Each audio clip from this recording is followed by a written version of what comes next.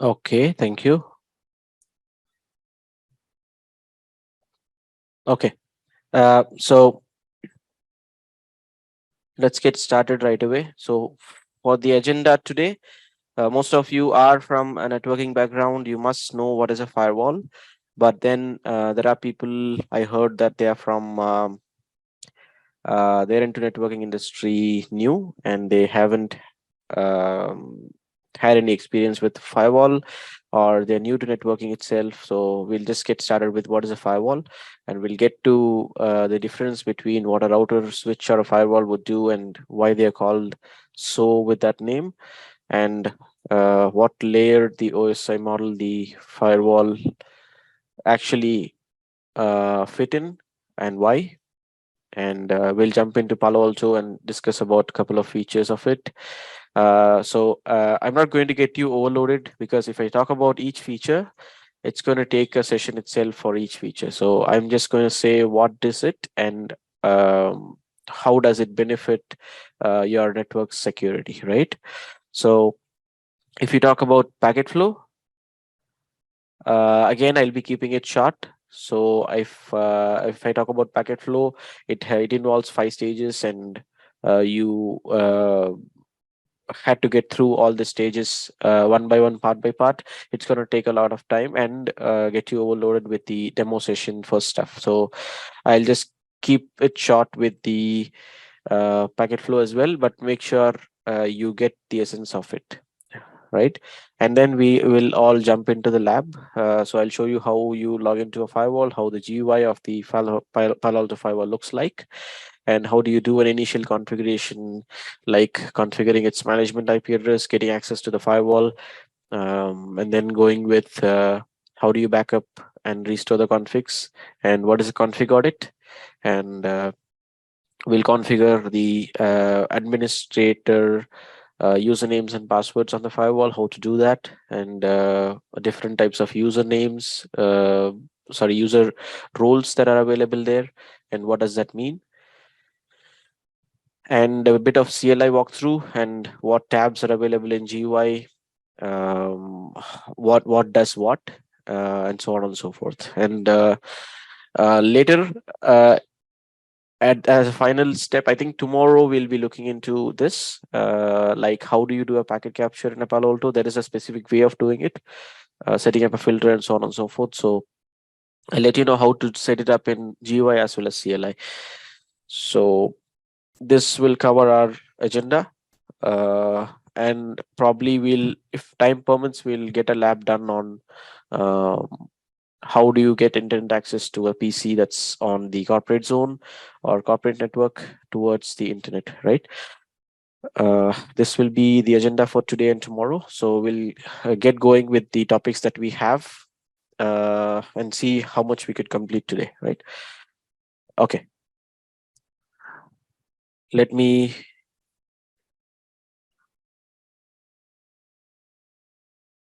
take my whiteboard.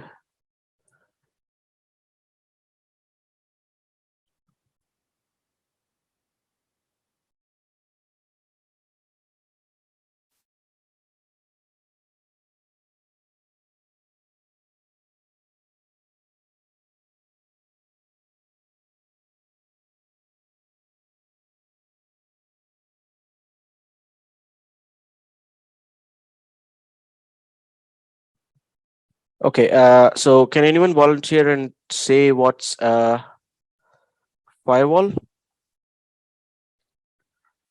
And what do you understand by the word firewall?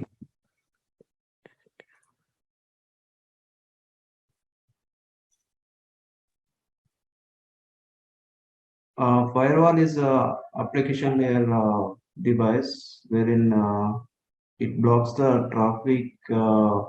It allows only the traffic which is configured. So it works as a security device. Okay. I think firewall is that box where we can restrict the unwanted traffic hitting to your organization, and they will prevent your organization. Firewall is a network security device for preventing to create incoming and outgoing policy, to configure the incoming and outgoing policy based on the security environment. Firewall, it is the device we can manage our incoming and outgoing traffic as well as roles. Okay. I can Firewall is basically a software or an hardware appliance which protects the incoming and outgoing traffic based on the policies which organizations deploys. Yeah. Okay. Firewall from another axis, it filters a traffic based on the configuration. So Okay. So I think I'm getting various answers, which is good. So let me share my screen again. I had a little glitch, so I had to stop my screen share. Let's give me a minute.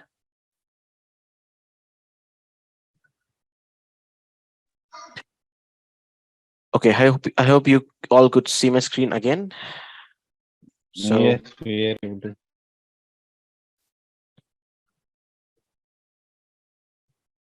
So we talk about firewall. So as many people said, firewall is a network device which is a part of which OSI layer. If you debate about that, since it does routing equal to a router, I would say it is layer 3. So if you talk about types of firewall, you end up saying you have stateful traditional firewalls, sorry, stateless traditional firewalls, and you have stateful, which is the next gen firewalls that we are going to study as a part of Palo Alto, or any flavor of firewall that you might think of, like Checkpoint, FortiGate, Cisco FTD, and so on and so forth. So if you talk about stateless firewall, it doesn't maintain the state of the connection. That is, it is not going to maintain the connection table that would later be reviewed to know if the traffic is already present or already a part of this firewall which has passed through this firewall, so that I should just allow them without inspecting, because it is already inspected and allowed earlier. Okay, so when you talk about stateful firewall, you have layer 4 firewalls and you have firewalls which inspect up to layer 7. Okay, so in that means I would say firewall also works in layer 4 because it inspects the application or inspect whether it's TCP or UDP, and also goes up to layer 7 to identify which application the user is actually accessing. So irrespective of the port number, let's say he might access 80, he might access 443. So these are the standard ports, as you know, for what? For your HTTP or HTTPS protocols or traffic, right? So if you think of unstandard ports, so there is a server that you hosted in your company, let's imagine, and you, for some whatever reason, have to run that server. That's a web server, and you need to run them on 8443. So irrespective of the port number, if it has to take only the standard ports and identify the application, so it's going to fail here because the standard port for HTTPS is supposed to be 443. But in this case, you have decided to run the application or the web server by port number 8443, and it's again going to be a web server. In this case, it has to have a way, find a way to identify what is the actual application that's running behind this, and make sure it identifies that application for you. So basically, you might access various applications in HTTPS, that is SSL. So if it is HTTPS traffic, normally it would brand them as SSL, and then after checking the signatures, it would say, okay, it's an SSL traffic, but it's accessed, and then once after you log in, it will say, okay, you're accessing Facebook. Okay, after accessing Facebook, you get in and chat with someone. You access some application, inbuilt application in Facebook called Facebook Chat. So it goes this deep to identify what is the end application that you are going to access or go through on your network, or from user's perspective, he only understands what is this. He doesn't understand SSL.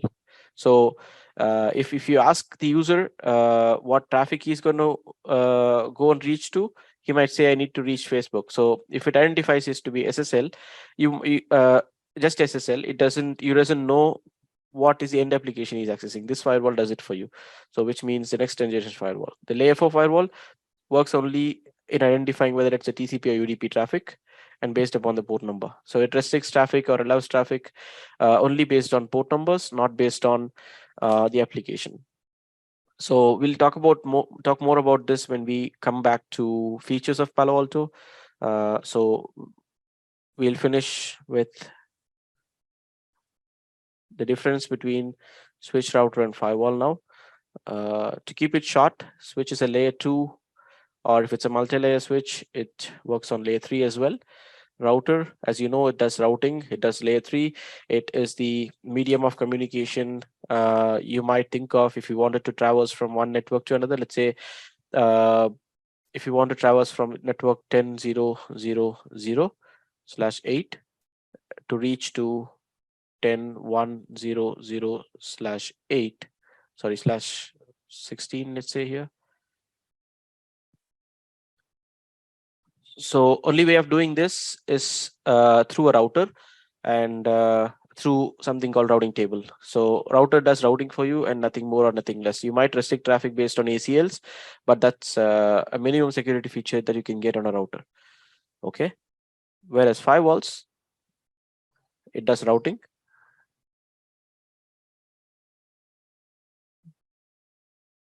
Excuse me.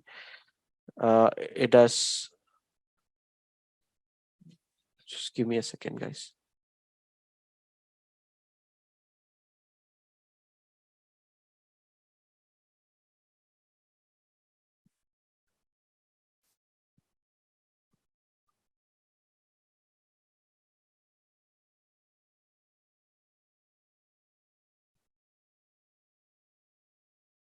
Okay, so as I was talking, firewall does routing. It does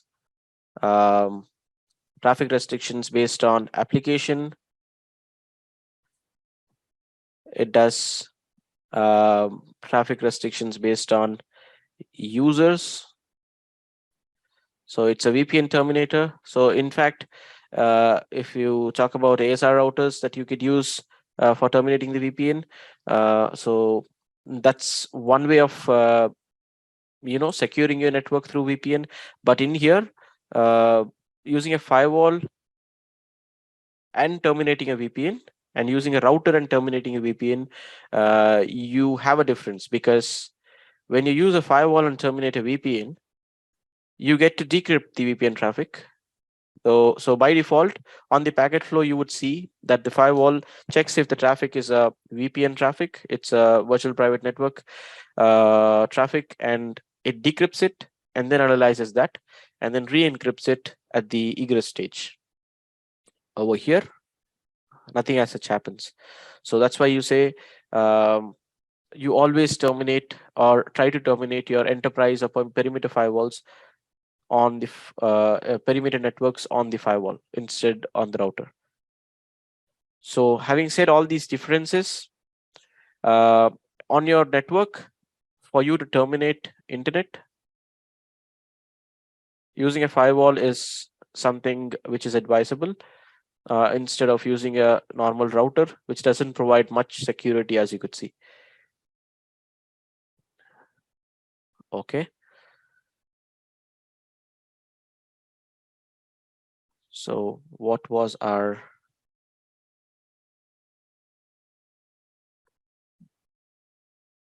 next in the agenda? So by nature, firewall, just correct me if I'm wrong. Yes. So by nature, firewall and routers are default denied device, right? Default deny device, yes. So if you talk about a next-gen firewall, specifically Palo Alto. So let's say you have a Palo Alto here. Let's say you have a router here. Let's imagine these two are isolated networks, no connection between them, just to differentiate how a firewall and router works. So if you talk about layer 4 firewall, that is ASA in our case, in our example, ASA denies everything by default. Okay. Except few things that it inspects by default. So there is something called inspection that a firewall does on layer 4, that is ASA, layer 4 firewalls. In terms of what it inspects and what it doesn't inspect, we can restrict them, but by default it inspects TCP and UDP. It doesn't inspect ICMP. But in terms of what it allows everything. Sorry, it denies everything. But in terms of the next gen firewall here,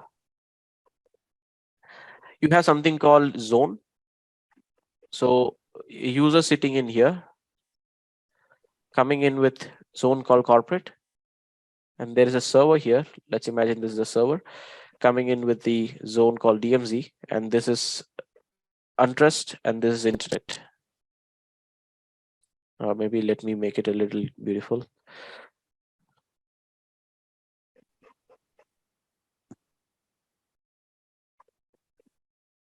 So this is corporate, this is untrust, and this is DMZ, and you have a server here, and you have a user. So you have something called zone, concept of zone in the firewall. So by default, firewall allows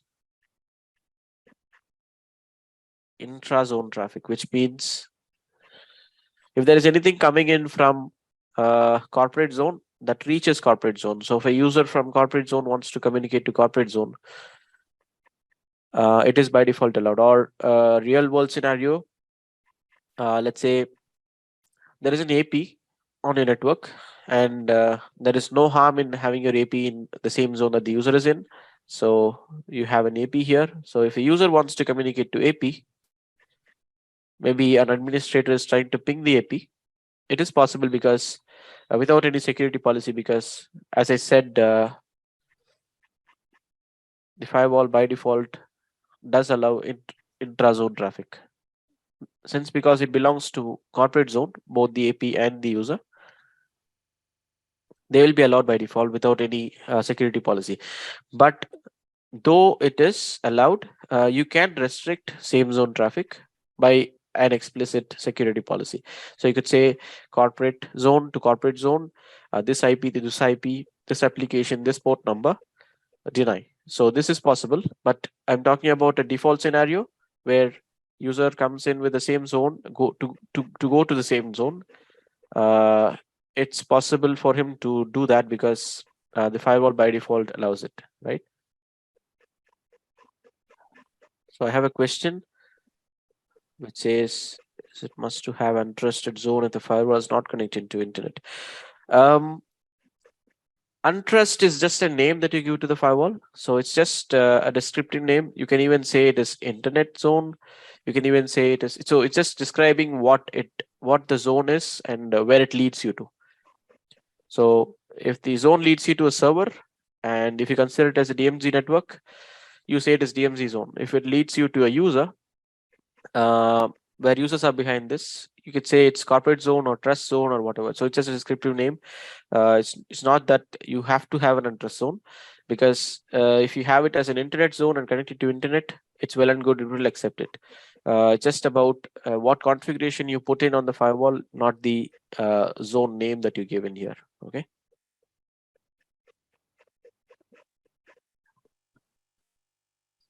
Okay. I think the next on the agenda is the OSA layers and Palo Alto firewall, and what layer it fits in. As I said, it fits into layer 2, layer 3, because when it has to do an ARP and it has to have a MAC address table, it should do a layer 2, at least within the network segment of it. It does layer 3 because it does routing. It does layer 4 because it differentiates TCP and UDP and inspects it. And it does layer 7 because it identifies the actual application using its special signatures, as I said. What is the depth of the application it can identify? So identifying you accessing Gmail or any Microsoft app, SQL Server, MS SQL, etc., etc. So in that way, I would say Palo Alto works and up to layer 4 and layer 7 as well. Okay. Okay. So then,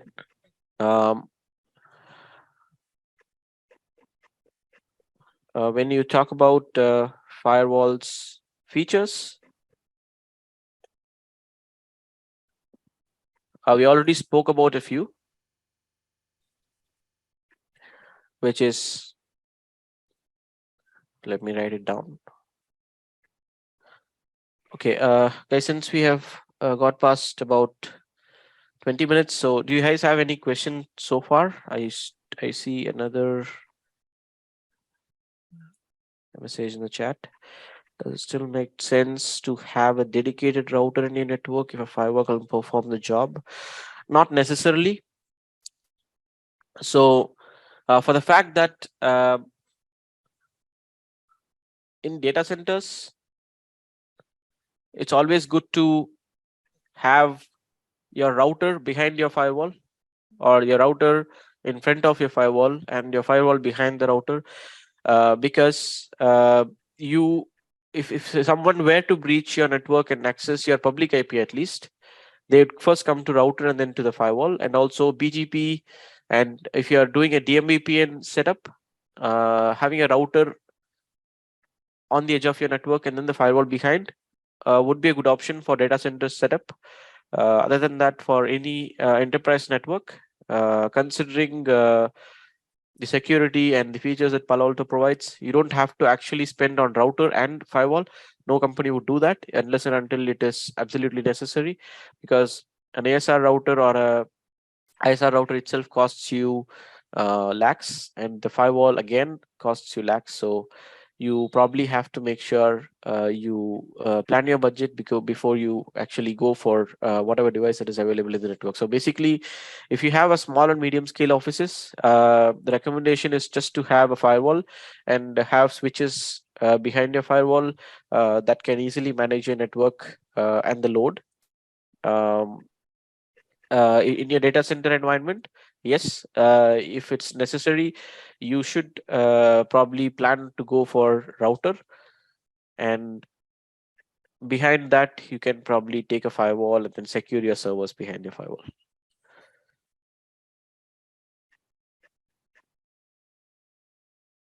Okay, I feel I was able to answer your question. So features. So as I said, the firewall itself inspects up to layer 7. How does it do that? It has a feature called App ID. I've explained to you about it already in brief, where the firewall first checks what application initially the traffic is, let's say SSL. It identifies the application to be SSL because it's accessed through 443 or any port number. And then once it is done, it checks, it decrypts the SSL application. So it is able to identify what is the inbuilt application that's on the user's machine getting accessed, is because it is having a feature to decrypt the SSL or SSH traffic. So only because it is able to decrypt these traffic. After decryption, it will have another IP packet with another TCP header in it, which will say what is the other application that is being accessed, actual application being accessed on the network by the firewall. So in any which means, how does it do that? It goes to the Palo Alto Networks Update Server or Palo Alto Cloud. And it has a way that it could check for the trend of the application. So if it is a HTTPS, first thing it does is it gives a GET request and then a PUT request and then transfers the data, right? So there's a trend of having an HTTPS traffic. So as soon as it sees this, it identifies the traffic to be HTTP or HTTPS. So if it sees a certificate in it, it identifies it to be HTTPS traffic. So it has a specific way that it reads the signature of the traffic. And make sure it identifies the end application that the user uses. Okay, so which is a part of engineering stuff that we do on Palo Alto. So it's just enough for us to understand or identify that the firewall does this and how does it do that. Okay.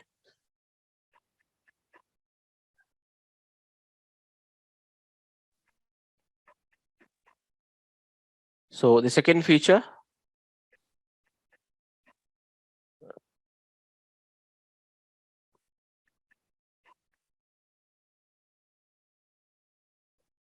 the next feature we could say is user ID. So let's imagine you have a LDAP server, AD server, and you have a Palo Alto firewall here, and users are in here connected. And let's say this is a VPN and your AD server is on some other network or some other location. So this firewall will have necessary configs here to sync with this AD server using LDAP protocol.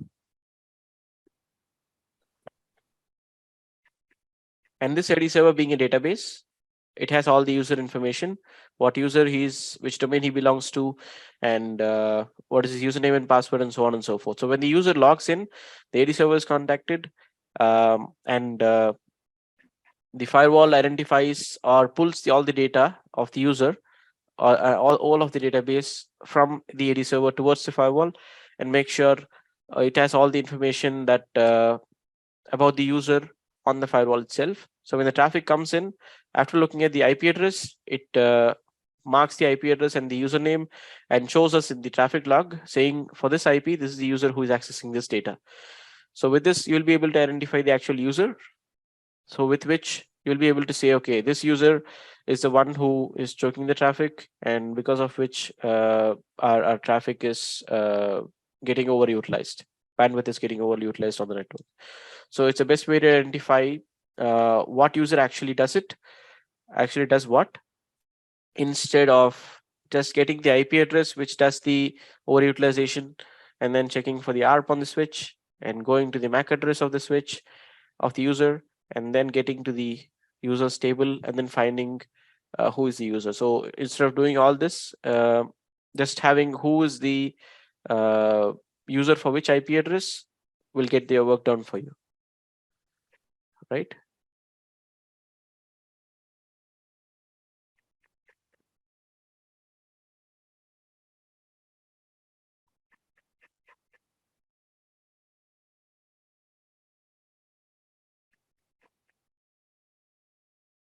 Okay, looks like someone is okay.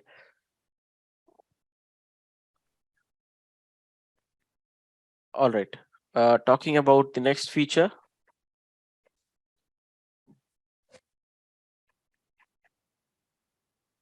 URL filtering. So wouldn't it be nice if the traffic that the user is accessing especially would be HTTPS? That is, he would browse something most of the time, 80%, rather than doing an FTP transfer or doing an SQL server or so on and so forth. So most of the time, the user would be actually browsing something, looking at something on the internet for his work purpose or for whatever. So on the firewall, there is a feature where you can restrict your outbound traffic from the user or from any zone that you may consider. Let's say there is a server here. By making sure you pin in the URL and then restrict the traffic based upon the URL. So there is a feature called URL filtering where you can make sure the traffic is restricted based on the risk. So Palo Alto categorizes certain URL categories. That is, let's say, drug abuses, URL categories such as entertainment, URL categories such as business. So it gives a green card for few categories, it gives a red card for few categories. So how that is done? So you can do a risk factor. You can check on the risk factor of each category, saying this is category 1, 2, 3, and 4. So based on the categories, you can block the traffic. And based on the risk factor, you can allow specific traffic as well. And you can yourself create a custom URL category saying these URLs are the ones which are business needs, which is let's say our servers, the URLs that we are hosting, and should be allowed. So we can create a group of URLs and then induce them in the security policy and make sure they are allowed or denied. Okay. So this is basically solely for restricting traffic based on URLs. And on top of that, it has SD-WAN support. And Global Protect. So Global Protect is something similar to ASA's AnyConnect. The way of configuring them or deploying them is different, but the agenda or the idea is to do a remote VPN connection from anywhere in the world to a corporate network securely, right? And one more important feature that Firewall would recommend for us to know, Palo Alto would recommend for us to know, is Wildfire. So it's a threat defense procedure where, let's say a user is in here, he's trying to access something on the internet. Let's say he gets a phishing email and clicks on it, and then he downloads a file without his knowledge. So after this transaction is done, the firewall sees all that, and it sees the Wildfire signatures. This is something that you purchase as a license. So you should have a Wildfire license with you for you to avail this feature. So if in case you have a Wildfire license, it will have its Wildfire signatures given to the Palo Alto firewall for which it has a license to. It checks the signatures. If it doesn't find this trend of traffic on the available signatures to allow or deny, it gets the traffic to Palo Alto Cloud. And what this does is it sets up a sandbox. And over here, it replicates accessing this site similar to a user. Let's say this is the site that it is accessing. It accesses it. It gets back the data and sees if it is an infected data and make sure it creates a signature for it, and then sends it to all the firewalls, not only this firewall. Initially, it sends to this firewall, and if it is a risk induced website or a file, the firewall will immediately block them. However, this user will be compromised already, but in future, the users who tries to access this same website or access the same file will be blocked. And not only this, since it creates a signature, it sends it to all the firewalls across the world, which has the Wildfire license enabled to it. All right. Any questions still here?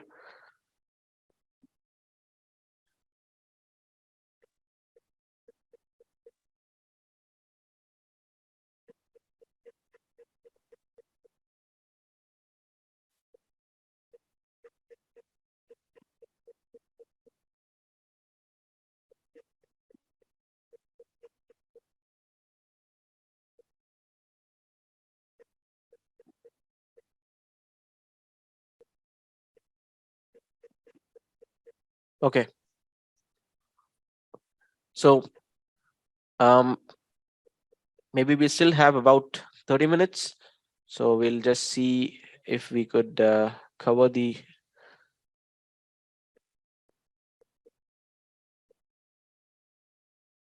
packet flow and maybe a small lab to show you how the firewall looks like. Okay, there is a question for me saying difference between app ID and user ID, which I think I did explain. App ID is something that Palo Alto's feature where it checks the application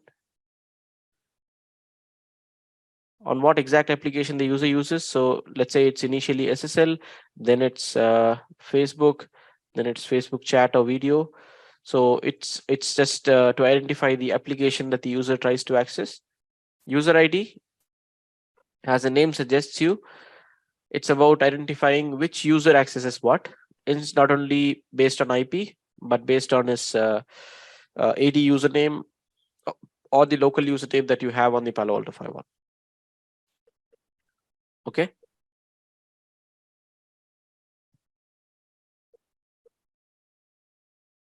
All right. So we'll talk about packet flow in a bit. So probably I'll use the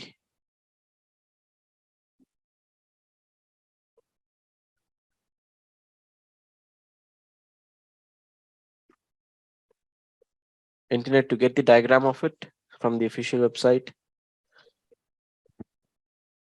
So always you could refer this diagram. This is the official workflow of how a Palo Alto packet flow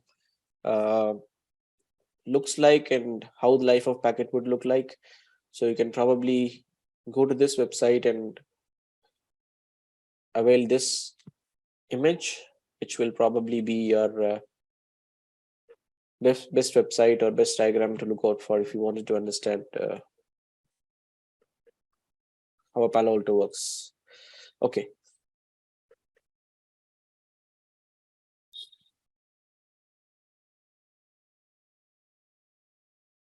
All right.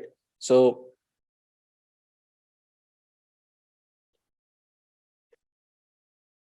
talking about the packet flow. So any traffic, any layer 3 traffic will have ingress and egress stage. Do you agree? So for any traffic,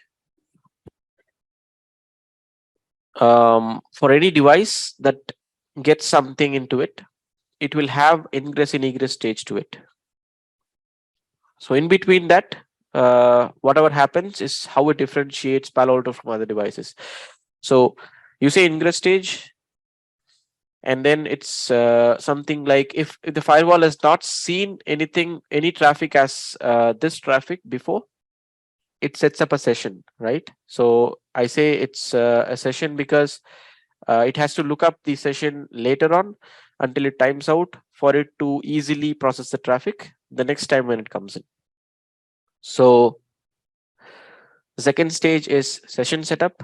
We also call it as slow path. Okay. The third stage is fast path,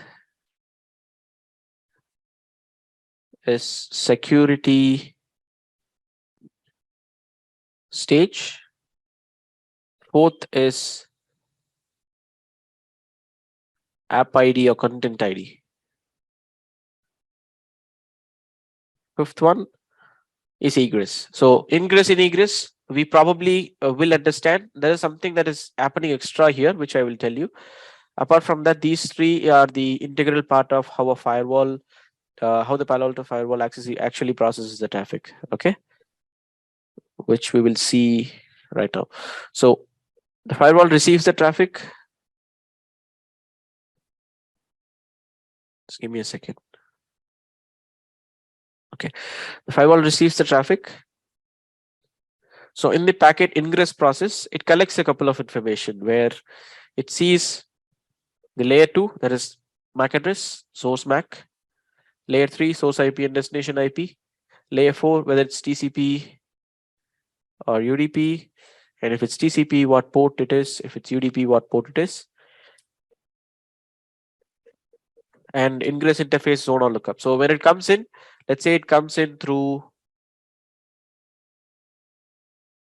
zone corporate and goes out to zone address. So it comes in from the user side and goes to internet. So it picks up what the source zone is. So destination zone, it is not yet identified because it doesn't know where to route the traffic to, right? So for now, what information it has? It has source IP and destination IP, source port, source zone, source MAC. I guess that's it. So it just sees for IP fragmentation. If the traffic is fragmented, if the frame is fragmented, it will have to reassemble the frame if applicable, right?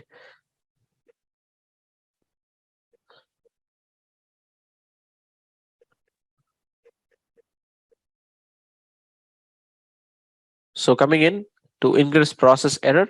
So any traffic, it checks for physical cabling error. It checks for any software related stuff, software related error. Any device would do that. So if you take a switch, it checks for CRC. If it's a processing layer 2, if you take a router or a switch through Ceph process, it checks whether there is any error that is induced in the traffic, and if so, it logs it and then it discards the traffic. So the same thing is done in the Palo Alto firewall as well. As I said, it's the ingress stage and it's common for all the network devices that does layer 2 or layer 3. Okay. So if there is any error seen, it discards the traffic. If there is nothing seen, it can process it down, and it identifies whether the firewall is bound to be inspected or not. So how does it identify this? Let me go back to the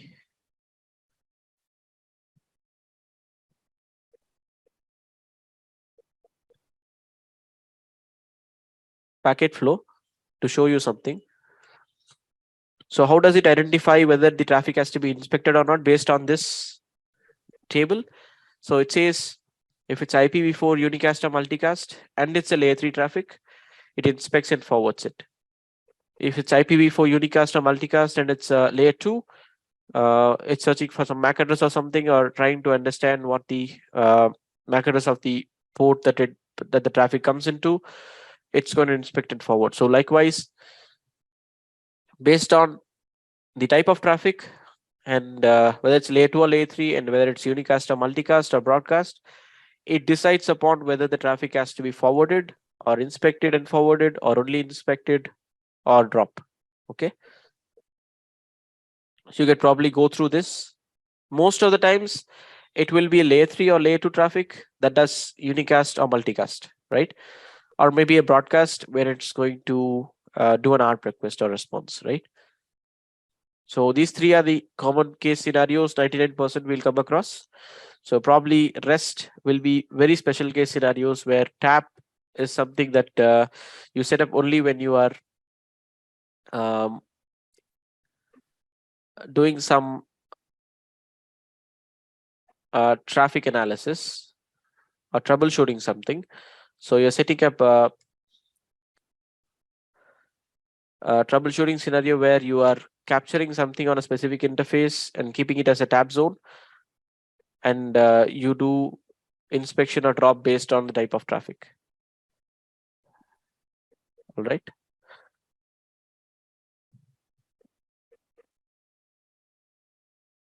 Okay. So moving forward with the traffic flow. So as I said, it decides whether the firewall has to be inspected or not, and then it comes down saying whether it's a VPN traffic or not. If it's a VPN traffic, it inspects the traffic and decrypts it, and it goes back to the stage where it looks up the traffic again and comes down with all the processing done again, because it decrypts the traffic and it has the new IP packet now. And then after it's all done, it checks whether the traffic is a new session or it has a session set up already. If it's a new session, it comes down here, sets up a session. So now it collects a couple of information. It does a routing lookup to see what's the egress interface. So if you remember, if you give show IP route on a router, it shows you which interface the traffic or the network that you are trying to search for will be going out with. Okay, so that's the egress interface it identifies, and also the zone. And next, it checks if there is any NAT applicable for this traffic. Let's say the traffic is from inside to outside. Obviously, you will have the source NATed when the traffic goes to internet. So it checks if the traffic is NATed, applicable for a NAT or not, by doing a NAT policy lookup. And it's a different scenario where if it's a destination NAT, it does the lookup again, which again will be a bigger topic to discuss. So there is a possibility of destination zone change if there is a destination NAT happening on the traffic. Okay. So it will look up for the routing again in case if it's a destination NAT. If it's a source NAT, it doesn't do anything. It just finds the egress interface and then zone and gets down to the next step. Does a security policy lookup over here. So here we have another section for identifying the application as application ID. So in here, while looking up for security policy, it keeps the application as any and looks up for 6-tuple information like source IP, destination IP, source port, destination port, source and destination port number and everything, right? Yeah, any questions? I heard someone talking. Guys, any question?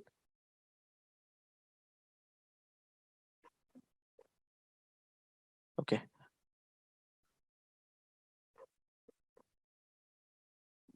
So after the security policy lookup,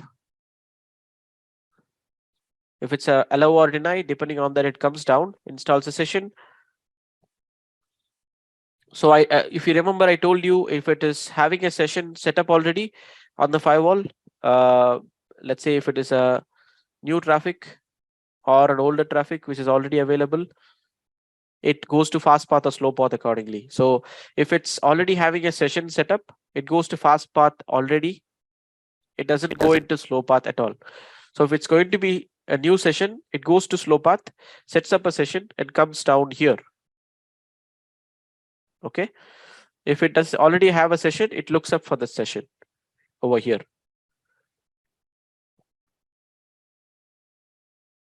Okay. So after the session lookup is done, you remember we did a NAT lookup, but that's the point where we only did a lookup. We haven't processed the NAT policy. So here is where you do a NAT if it's applicable, right? And if it would also check if it's active state, session is an active state. So let's say there is a firewall, there is a server in the internet, and there is a user here accessing it. So let's say he's trying to access the firewall, trying to set up a TCP connection. He will first do a SYN, and he is going to expect SYN plus ACK from the server. But instead, if he receives something else, let's say he receives some data instead, it's not the actual state of the connection that the firewall will expect. It actually expects SYN and ACK for the sequence number that he is going to send and the sequence number it has to come out to. So if it is not expecting, if it is expecting SYN ACK traffic and it receives something else, the session is not in active state and it will discard the session. That's about how to identify whether the session is in active state or not. And I said earlier that it has a capacity to decrypt the traffic if applicable. So you will have a security policy section where you can set up a decryption policy to decrypt specific traffic and application. So if there is something set up by the administrator, it goes through that, else it comes down.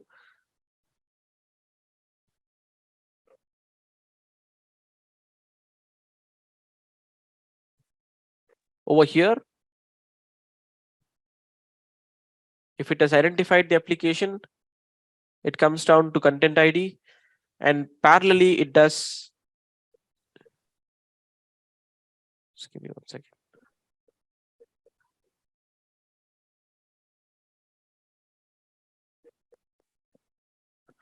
Parallelly it does application ID inspection as well. The content ID and application ID happens in parallel, so that it saves the time for processing the traffic for the Palo Alto firewall. So that's one of the advantage over Palo Alto and other firewalls, where the application ID, content ID, the firewall processing, route processing, everything happens in a parallel manner. Just seconds difference if it has a dependency on another. So that the traffic is actually processed quicker than we expect. Okay, so as I said, it comes down to content ID inspection. So here it scans for viruses, malware, spyware, and all those stuff. And while it does that, if it identifies anything malicious, it will see what's the result that we have provided on the security profile, that is antivirus profile or whatever. If it says alert and allow, it alerts and allows the traffic. If it says deny, it denies the traffic. So it takes action based on this as well. And if you come down to application ID inspection, as I said, using the Palo Alto signatures, it identifies the application. And once it does identify the application based on the patterns that is available with the Palo Alto, it looks up for the security policy again. As I said earlier, the security policy doesn't look up for application here. The first step over here, it checks only for the application. What based on the application that we have identified, it checks the security policy to see if the application that is identified is allowed or not. If it is allowed, it allows the traffic. If it doesn't, it denies it. Okay.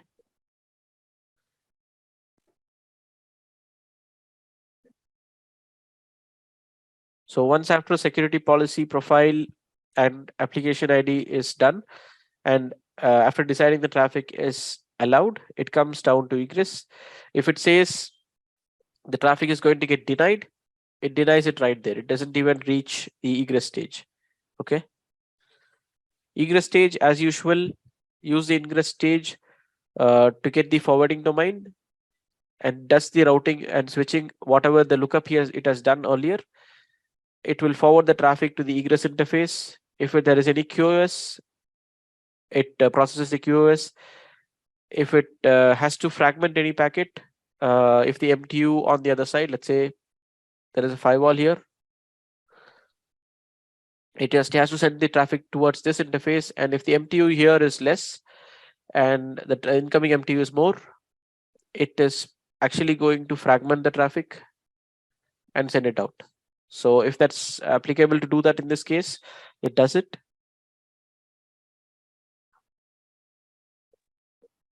And then egress to the tunnel interface if applicable. So earlier, if you see in the ingress stage, we inspected tunnel traffic as well. So we decrypted it, if you remember. So we have to re-encrypt it and then go through the process all over again from here, which is from here.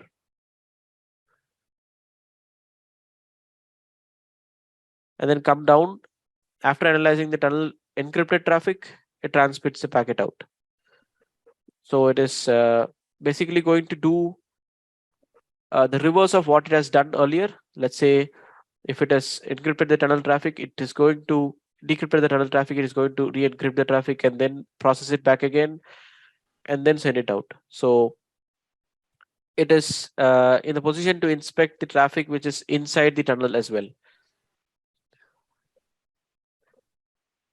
So that's about how a packet goes and comes out through the Palo Alto, how the life of the packet in a Palo Alto looks like. Any further questions you can ask me before we get on to the lab. I'll just show you how the lab in our session would look like, and I'll have a simple lab done with only a Palo Alto and a PC for you to get things simplified. So any questions?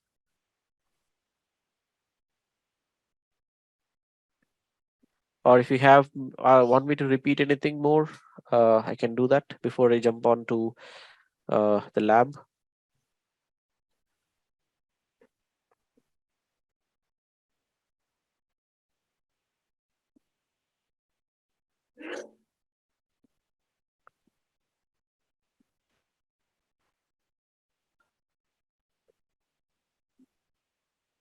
Okay, let me show you the lab that we might fall into in terms of our actual session.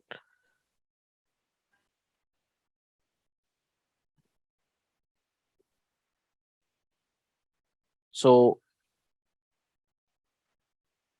more or less your lab would look like this. So we're going to play with approximately 3 sites, and we'll be working with establishing a VPN tunnel between them, how to access them, access the internet, how to tackle between security policies, and so on and so forth. So it will not exactly look like this, but the lab would be something similar to this. Okay. Maybe I'll add some more if needed. So probably you can expect something like this in your actual session after you get enrolled, and then we get started completely. Okay. So for me to show you the demo, I'll just pick a small lab.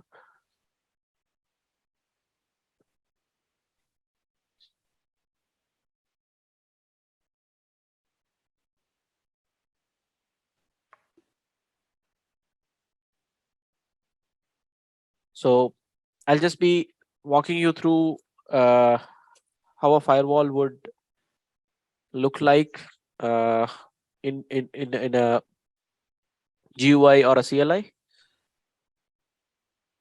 and maybe we'll be working towards configuring management interface for today, and then we'll close the session. I think we have about 10 minutes left. So I'll just tell you what I've done and what we'll be actually doing in our lab session as well. So basically, this PC that I have logged in has an internet connection, and I have connected the management interface of the firewall to the local management cloud so that it directly accesses internet through my PC itself. Okay. So same way with the outside interface as well. So outside interface here also connects to the same management cloud. So these are same. So with this, I'll get the real internet access through my PC where this lab is running. Okay. So let me open this up.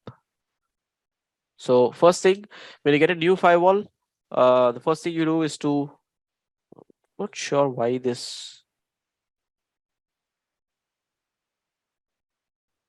Anyway, sorry about this one.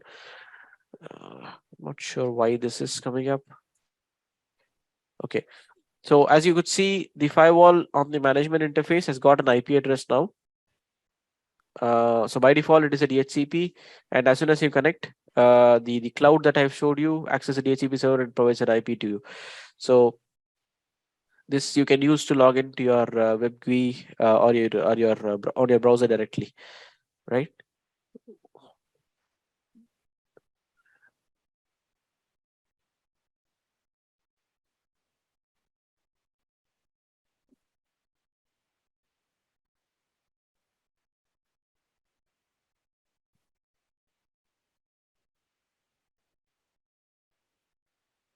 I think this is what I saw. Yeah. So as soon as you have your Palo Alto firewall new, let's say you are procuring a new firewall, the ways of connecting it to a GUI would vary depending on what facility or comfort you have in connecting to it. Because if you are in a remote location and you're configuring a firewall in another location, you will have someone helping you. So you probably have to have them connect this management port onto a PC and configure the same network on both ends, and from there you can easily access the GUI. So by default, management interface will have HTTPS and SSH traffic allowed by default, and the default username and password would be admin and admin.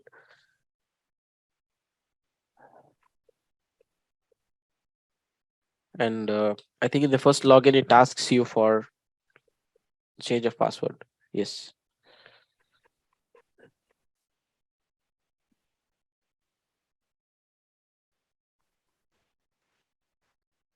All right. So as soon as you get in, depending on the version of the firewall, your GUI appearance might differ.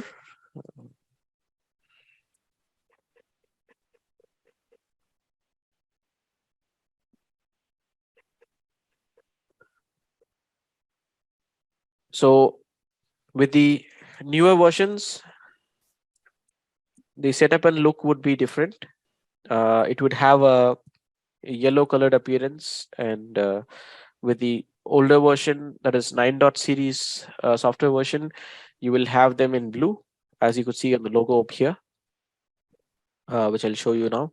So this is how the firewall would look like, and I'll just walk you through on what each tab mean and what it does. So dashboard, when you look at dashboard, it gives you general information as the name suggests.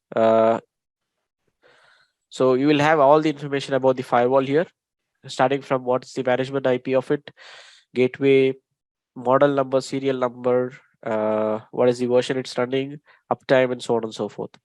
System resource, management and data plane traffic and load, and how much of session is currently active on the firewall. So right now it is 0 because we are not doing anything with it. And who are logged in and what is happening on the firewall. So it says admin user is logged in from this IP, password changed, authenticated for user admin. So all these basic level information over here. ACC, it's a monitoring tab, which you can use to track the network activity, where you could use this to say, okay, what is the maximum data that is consumed by a specific IP, or what's the maximum used application on this network by any user. So but it's just used to track your network activity, threat activity, and so on and so forth in a graphical manner. Okay, you can even export this and then view it outside in any application you would like. Monitor tab, it's just a traditional way of looking at the traffic. So over here you will have the traffic logs. Here you will have a threat log. So if there is anything that's identified to be a threat, let's say a URL filtering policy hits the traffic hits the policy and says it is a threat of category 2 and it has to be blocked as per the policy's rule says. It will say this is the IP that's accessing from this zone to this zone, and it is a threat of this category and it is accessing this application and it should be blocked. Okay. URL filtering specific to URLs. Wildfire submissions, we spoke about Wildfire signatures here, so specifics to Wildfire. So likewise, for each service that you offer, or that the Palo Alto offers, you have a tab logged separately for each of them. Okay. Packet capture, which we will see if we get time tomorrow to review this, how a packet capture is done. Session. So this is a traffic log up there we saw. This is a session log. So this is something which will tell you how the forward and reverse traffic would look like. So from the source to destination and destination to source of the same traffic. Let's say a user of IP 10.1.1.1 is accessing something in the internet and the traffic comes back from the internet. So both of this will be called a session. And when the session is set up, it will probably be showing up here for you. And you will be able to identify whether forward and reverse traffic of the session is active and it is forwarding traffic or not. This is generating reports. So this is where you configure policies, NAT, security, QoS, decryption policy, if you remember I mentioned. Objects, so create IP objects or object groups. Similarly, service objects, port numbers, grouping them. So this is This is what I spoke about content ID. So you can configure each of them and group them into security profile group and add them to security policy for it to be enforced. So this is the network information that you configure: interface, zone, routing here, IPsec tunnels, DNS proxy, DHCP. So everything related to the networking stuff here. These are all the common things that you would go through.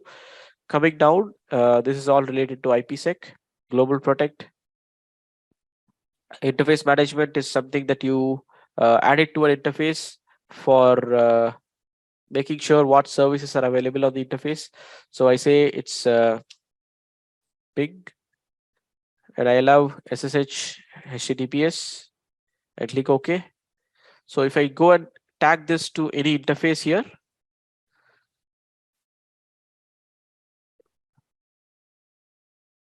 and it has to be a layer 3, that's when it is applicable. So if you go to advanced and say my management profile is ping, this interface will be accessible with these services that I have enabled here. Else it will not be allowing you to access this IP address of this interface with any of the service. Okay. And after all, whatever change you make, you had to commit the config. Before committing the config, you could as well do a preview change to know what changes you have made. Will be sort of a CLI format, which we'll be seeing in an extensive way when we start the session. So probably, well, this is a firewall. This one is Palo Alto firewall running 904 version. It's not a PANAROMA for Viv Bison. Okay. So guys, any question so far? How does the firewall look like? And probably we'll try doing some lab. Probably I'll show you how do you configure administrator here. So already we have an admin user here. So we will probably configure another, saying security admin. And if you say authentication profile, it's something related to AD. So you don't have to worry about this right now. You could probably set up a password in here locally. So I will say network. So administrator type, if it's dynamic, you choose between what's available here. Super user has access to everything, no restrictions. Super user read only can view everything with no restrictions, but can't edit anything. Device administrator, so except this tab, which we are looking at right now, the administrator tab, everything is accessible by him and he can change everything. Similarly, he can read everything except this tab. Okay. So maybe we'll say super user read only and try to access that with this password profile. So that's something that you see here. So this will say what's the maximum password length, what characters is actually needed, compulsory. You can set up all those customized things here, and you can call that here for you to be applicable for this user. Okay. All right. Security -admin. I'll just copy this. I'll click OK. Okay, it says minimum 8. So where does it say this? When I go to setup and come down, password complexity, it's enabled, and by default it says minimum 8 characters. Okay, that's why it doesn't allow me to do that. So I'll create one more with an 8-character password.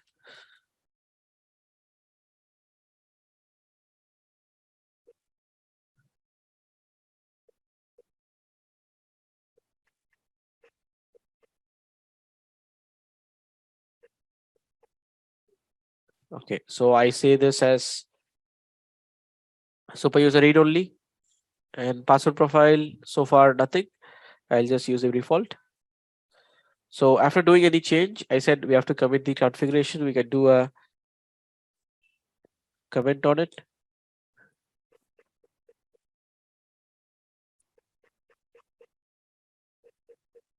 Okay, so I'll do a preview change now. So there is one more thing that you could be aware of here, where commit all changes and committed changes made by this specific user. So I'm working under this username.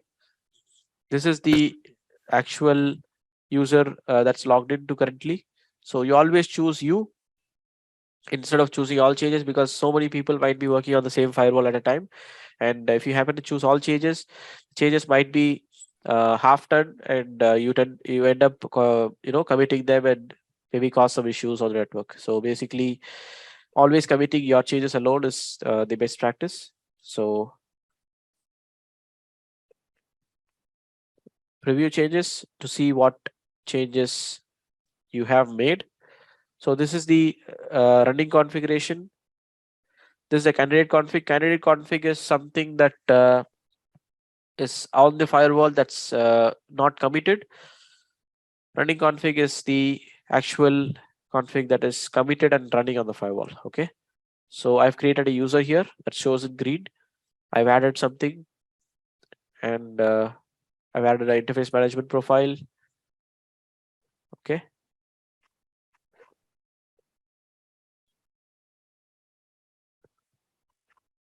so I'm committing the changes now. So once this is done, I'll log out, and I'll log in using this user, which will not which shouldn't allow me to do any changes here, because I have chosen read only. Okay, see something.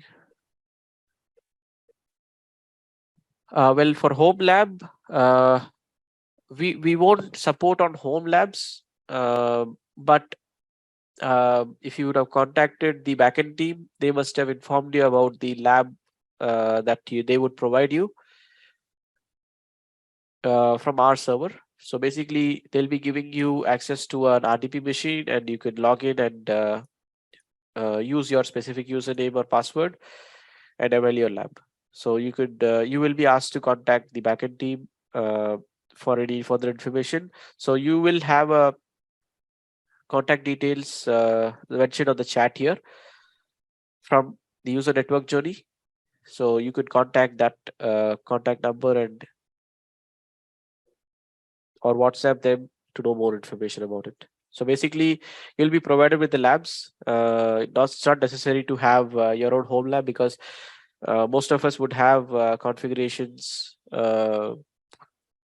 maximum of 8 GB or 16 GB RAM on your PC, which will in some cases won't be sufficient. So you could probably make sure you use our lab that's recommended. Okay, the changes are completed. So it should say configuration committed successfully. So if it shows some error, it will show you what is it, and you might have to go and correct them. So far we are good. So we'll close this and we'll log out of the session.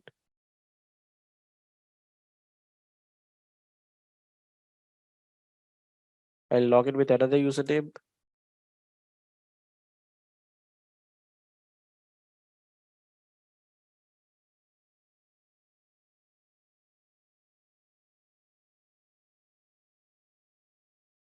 So as soon as I log in, I shouldn't be able to edit anything. It should all be grayed out for me, because I am logging into a user who is a super user read only, right?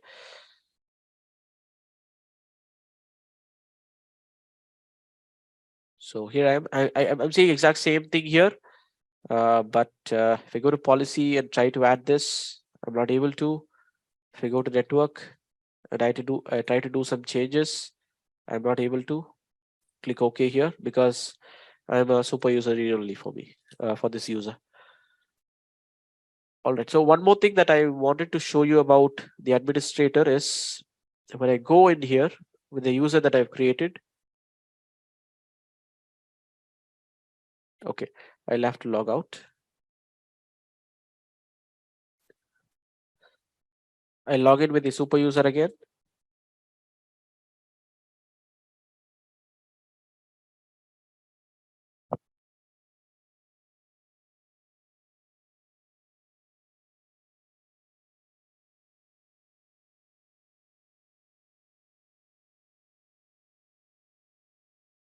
Someone has turned on the camera, I believe. If you could turn it off, it would be great. I think it's says Mustafa. If you could turn off your camera, please.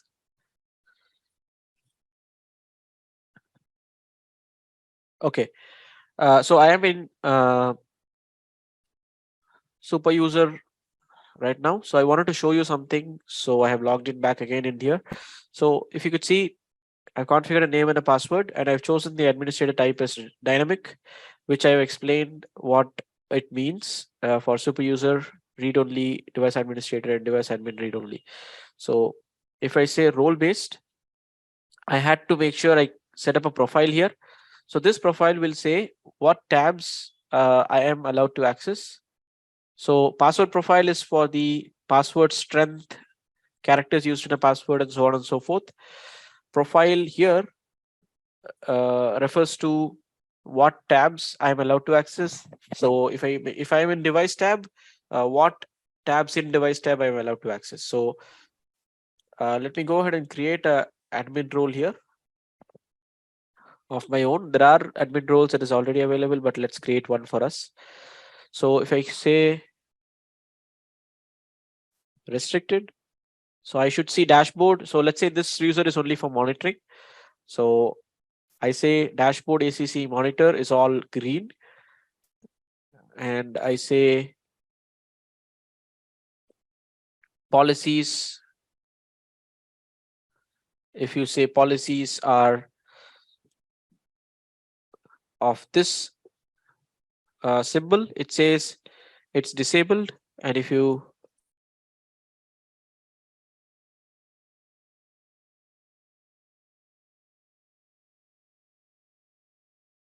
for some reason I'm not able to change it to read only. Okay, let's say it is disabled. Okay, so I'm enabling the policy for him to view. I'm just marking the options available for him to just read those.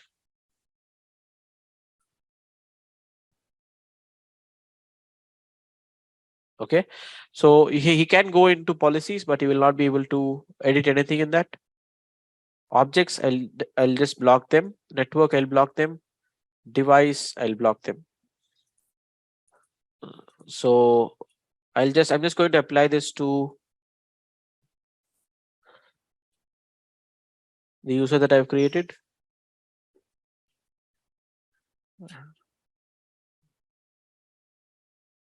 So I'll say role based. I'll say security admin. I'll click OK, and I'll commit the config. Okay.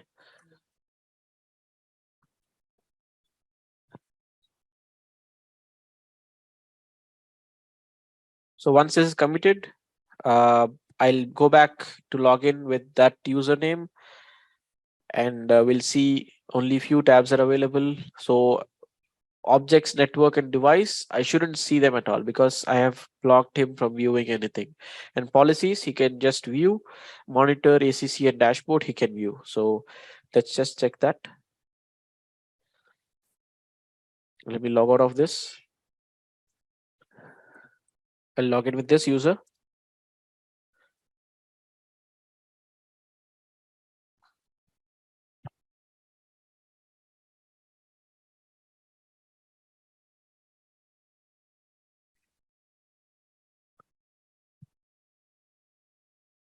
So I'm here on user security, and when I go to policies,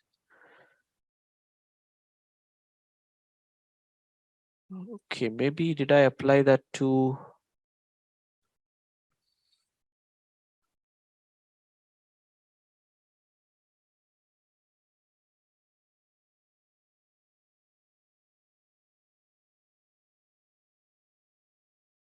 okay, I've applied a security admin for it instead of mine, which is a blunder.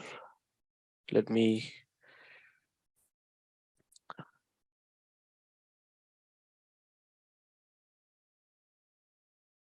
I should have applied my profile that I have added. So let me do that.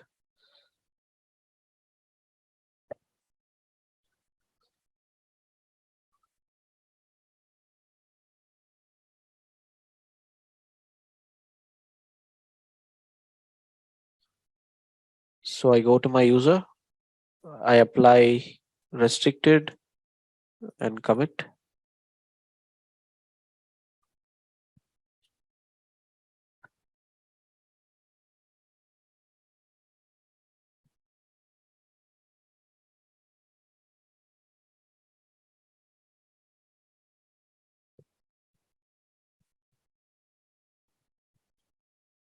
Okay, it's committed. Let's log out and log in again.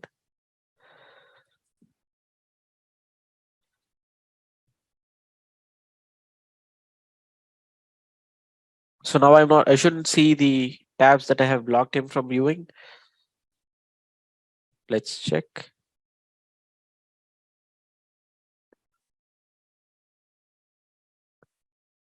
So there you go. So he is able to see policies because I've allowed him to view that, but I don't think he'll be able to edit anything in here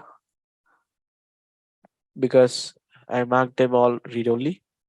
So this is how it looks like when you apply a admin role to a user. So we'll close out the session for today. I'll just open the session for a minute or two for you to ask any questions if you would like.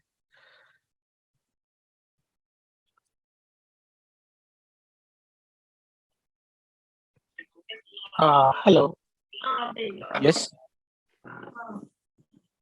Hi. So I'm from basically like from switching and routing background. So this is my first time I wanted to learn security background. So do we need any prerequisites which we need to learn or something before we attend the classes or something? Before we attend the classes? So prerequisites are for people who don't have any prior knowledge on networking. Yes, prerequisites are to know how routing works, basic routing works. Let's say you have a static route, you have OSPF, you have EAGRP. So it's just enough to know how a basic network works. So CCNA level knowledge, I would say. So if you are confident with that, I think that should be more than enough for you to grasp any firewall flavor. Okay. Sure. Yeah. Okay. Yeah. Thank you. Thank you. Yes. Any further questions? I think we are almost 5 minutes past our session. So we'll close can it we off. get recording of this? Yeah, we'll definitely be posting it on all our social media pages.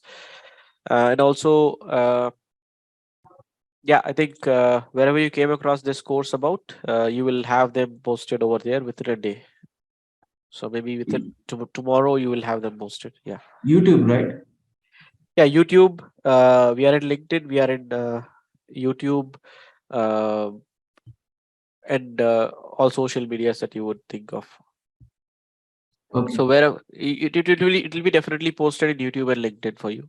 Yes.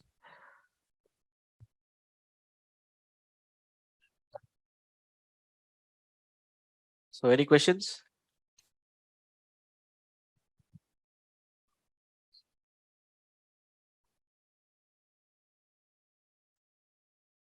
So I see. What is the channel? What is the channel name of YouTube?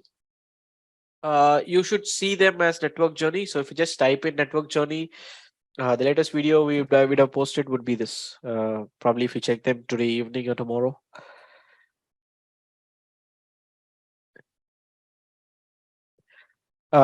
So if you see, there are about 70 people joined in here today, I believe. So probably checking out our website or YouTube channel would be a easiest way for you to get access to the videos rather than sending it all to each of your email IDs. But we'll try to make it. But probably the easiest way for you to just go and get into YouTube and check for our videos on our page. All right, guys. So Any further questions before we sign off and see tomorrow? So tomorrow the same time, and as I said, we are still left with all the agendas with respect to our lab. So we just spoke about how to configure an administrator on a Palo Alto firewall. So I'll just walk you through on how do you configure a management interface on a CLI, because that's what you have initially when you get a new firewall. So then you get access to your GUI after you configure something. So I'll tell you how do you configure a management interface. Then we'll talk about backup, restore of configs, and we'll see how a packet capture is done on the firewall, and also would see the basic configuration for a user to reach internet from inside. Okay. So tomorrow's session probably would be around for 1 hour. If I'm able to complete all of this in 1 hour, or else it will extend up to 90 minutes. So it will continue for 2 weeks or 3 weeks. So demo is for today and tomorrow. So today we are completing 90 minutes of demo. Tomorrow again we'll be having a demo of 60 to 90 minutes. So with that we'll close off the demo, and we expect you to enroll. Upon enrollment, we'll be starting the classes and we'll be intimating you on the date and time. So it is only in weekend, right? Not in weekdays, because we have office. It will be in weekends. Yes, it will be in weekends, and the timing would be more or less the same. It will be Indian Standard Time, 9 AM, and we'll be having a 1 to 1.5 hour session depending on the crowd and the enrollment. So we are expecting most of the people to turn up. So yeah, we'll be probably starting this up next week. That is next Saturday and Sunday. So after this demo session is over, we'll leave it a gap of 3 to 4 days for you to enroll and get all the lab access and everything done. And then next week Saturday we might have to. तुम तो बोल रहे थे Excel max जाना है, ऐसे कैसे तुम जाओगे?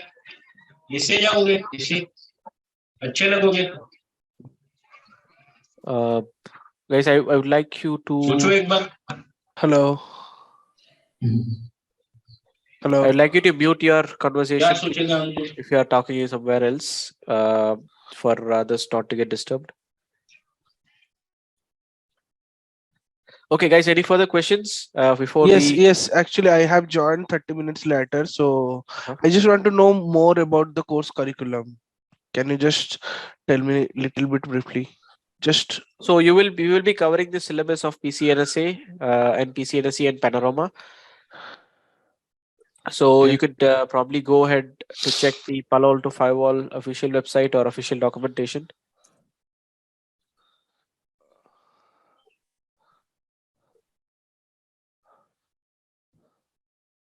So you probably would be.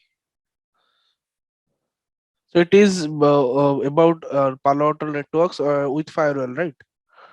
Yeah, that's right. So you will be covered with all the topics that covers your certification, PCNSA, PCNSE, and about PANAROMA as well. Okay. Yeah. Okay. So any questions? I think we are good to close the call, and we'll resume tomorrow the same time, and expect the same crowd for tomorrow, because tomorrow mostly we'll be looking at the labs. No theory for tomorrow, so I expect all of you to turn back tomorrow as well. Thank you for the time, and we'll see you tomorrow. And you can contact the number that you see on chat that's posted by NetworkJourney for any further information for enrollment or pricing or whatever. Okay, so that you get in touch with the best people that can give you the right information. Okay. All right. Thank you for joining, everyone. We'll see you tomorrow then. Thank you. Yeah, thank you, Azad. Yeah. Bye-bye. Yeah, thank you, sir.